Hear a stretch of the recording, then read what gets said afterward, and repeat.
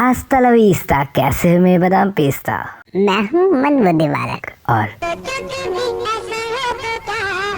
एक और एपिसोड में आपका स्वागत है। ऑक्सीजन, सूरज, स्पेस और टाइम ट्रैवल के बारे में तो हम कभी ना कभी सोच लेते हैं, लेकिन ग्रेविटी, क्या आप इसके बारे में कभी सोचते हैं? ग्रेविटी ये 4 फंडामेंटल फोर्सेस में से एक है।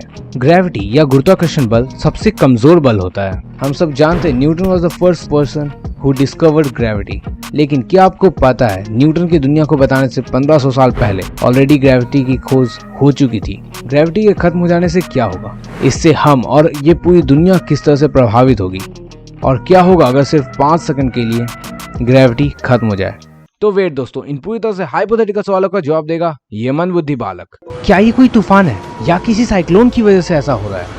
आखिर हमारा सांस लेना क्यों मुश्किल हो रहा है? किसी चीज को जोर से पकड़ लो, आपकी बचपन के सपने सच होने वाले हैं और आप हवा में उड़ने वाले हो। एक्चुअली सिर्फ आप ही नहीं, घर, गाड़ी, पेड़, यहाँ तक कि यह पूरा आसमान और वायुमंडल भी आउटर स्पेस में जाने वाला है। अभी भी नहीं समझे? मेरा मतलब कि ग्रेविटी अब खत्म हो चुकी है। सो गेट रेडी, कुर्सी की पेटी बांध लीजिए, क्योंकि आप अब हमारे साथ एक रोमांचक सफर पर निकलने वाले हैं। पूरे सोलर सिस्टम से लेकर हमारे खुद के शरीर तक सब कुछ ग्रेविटी से बंधा है।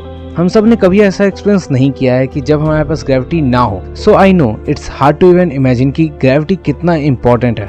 ग्रेविटी 2 मासेस के बीच में लगने वाला बल है। जितना ज्यादा मास होगा उतना ज्यादा ग्रेविटेशनल पुल होगा और उतना ही ज्यादा अट्रैक्शन भी होगा। सीधे शब्दों में सूर्य का मास बड़ा है, इसलिए पृथ्वी या बाकी सारे प्लैनेट उसके चक्कर लगा रही है। इसी तरह पृथ्वी का मास चंद्रमा के कंपैरिजन में काफी बड़ा है और इसी कारण चंद्रमा भी पृथ्वी का चक्कर लगा रही है। तो ग्रेविटी इतनी जरूरी है कि उसी की वजह से हमारा वायुमंडल बना हुआ है और हमारे आसपास वो हवा है जिससे हम सांस ले पाते हैं। और तो और हमारी जिंदगी इतनी आसान है। नहीं तो जरा सोचिए, हवा में उड़ते हुए पानी पीना या वॉशरूम जाना कैसा होता। लेकिन स्टिल 5 सेकंड के लिए ग्रेविटेशनल फोर्स के खत्म हो जाने से क्या ही होगा? तो spoiler alert, it will have a lot of consequences। सो जैसा कि हमारी धरती 1600 किलोमीटर प्रति घंटे की रफ्तार से घूम रही है, कुछ भी ऐसी चीजें जो जमीन से नहीं जुड़ी होगी वो हवा में उड़ने लगेगी, जैसे कि एनिमल्स, कार, ट्रेन्स और प्लेन्स ऑब्वियसली ऐसे उड़ रहे होंगे। इक्वेटर के पास हमारी धरती तेज गति से घूमती है, तो वहाँ पर जीरो ग्रेविटी का इफेक्ट और ज्यादा भयंकर होगा। एग्जाम्पल के लिए हरिकेन कटरीना से ये 6 गुना ज्यादा दमदार होगा। मतलब कि सिर्फ 5 सेकंड में आप किसी भी डायरेक्शन में करीब 2.3 किलोमीटर तक दूर उड़ चुके होंगे। और सिर्फ आप ही नहीं, बल्कि जानवर, पेड़, तालाबों, नदियों और समुद्रों का पानी भी हवा में कहीं बह चुका होगा। यहाँ तक कि हमारा वायुमंडल भी अंतरिक्ष में बह रहा होगा। और इसी के साथ अब हमें ना सिर्फ सांस लेने में दिक्कत होगी, बल्कि हमारे कान के पर्दे भी इतने अचानक से एयर प्रेशर के कम हो जाने की वजह से फट जाएंगे।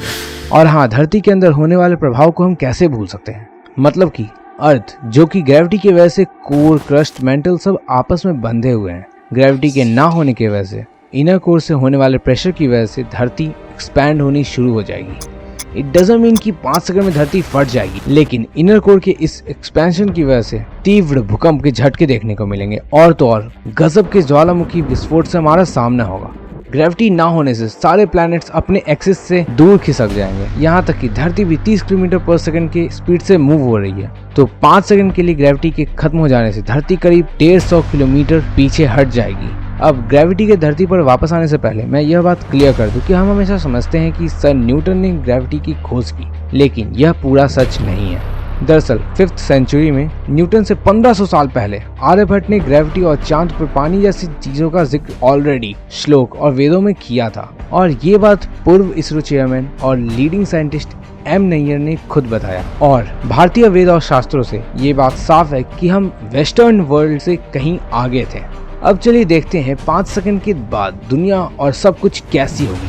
तो धरती 150 किलोमीटर दूर होने के बावजूद भी हैबिटेबल जोन में ही होगी, लेकिन अब धरती पर 1 साल 12 महीने की जगह 15 महीने में होगी। और ऐसा सूरज से दूर होने की वजह से होगा। क्या आप अभी भी हमारे जीवित रहने के बारे में सोच रहे हैं? तो हाँ, जरूर, सोचने में क्या बुराई है। तो ग्रेविटी के वापस आने पर हम वापस जमीन पर गिरेंगे और शायद ऊंचाई से गिरने के बाद हमारी किसी हड्डी में अच्छा खासा फ्रैक्चर हो जाए या किसी भारी भरकम चीज से कुचले जाए। और अगर इन केस इन सब चीज से हम बच भी जाते हैं तो भी हम सब बहरे तो जरूर ही हो जाएंगे। होपफुली ग्रेविटी के वापस आने से ऑक्सीजन भी आपको जल्दी मिल जाए और वायुमंडल भी धरती के चारों ओर वापस से बनने लगे। लेकिन इनर कोर के वापस कंप्रेशन होने के साथ भूकंप और ज्वालामुखी जैसी चीजें लगातार आएंगे। साथ ही समुद्रों और नदियों का पानी डिस्प्लेस होने की वजह से कई जगह बाढ़ में डूब चुके होंगे। 5 सेकंड पूरी कायनात को पलटने के लिए काफी होगी।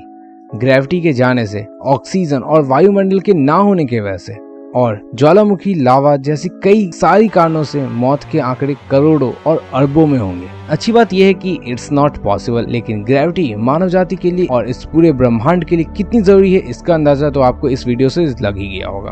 पर कभी सोचा अगर हम मानव जाति के लुप्त होने का वक्त जान पाते तो क्या होता? क्या हम होनी को टाल पाते? लेकिन ये हम किसी और वीडियो में सोचेंगे। तब तक के लिए सोचो कभी ऐसा हो तो क्या हो कि एक और वीडियो में हम फिर से मिलेंगे। तुम लोग कहीं मत जाना, क्योंकि जाना वापस नहीं पे आना। और हाँ, मैं तो चला, सब्सक्राइब कर देना, ठीक है? बाय।